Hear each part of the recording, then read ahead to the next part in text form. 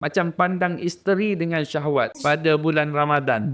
Batal pahala puasa. Batal pahala puasa. Kenapa? 6 perkara yang membatalkan pahala puasa. Yang pertama mengumpat. Yang kedua mengadu domba. Yang ketiga menipu. Yang keempat sumpah yang menipu. Yang kelima adalah memandang kepada sesuatu yang haram dengan syahwat ataupun dengan tidak syahwat. Tapi sengaja.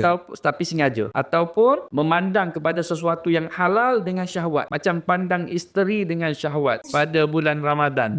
Batal pahala puasa. Batal pahala puasa. Kenapa? Sebab kalau kita pandang isteri kita dengan syahwat pada siang hari pada bulan Ramadan, dia mendorong kita kepada untuk melakukan Perkara membatalkan puasa. perkara yang membatalkan puasa, iaitu bersetubuh. Dan bersetubuh siang hari ni kan dosa besar. Islam ni kita tegah punca. Macam wala taqrabuz zina, janganlah kamu menghampiri zina. Bukan wala zina, janganlah kamu berzina. Tak, jangan hampir. Yang ni kita cegah punca supaya tak sampai dah dekat situ. Dan yang keenam adalah cakap kotor dan beramal dengan dia. Cakap-cakap keji, cakap kotor macam maki hamu orang, carut, semua tu boleh membatalkan pahala puasa.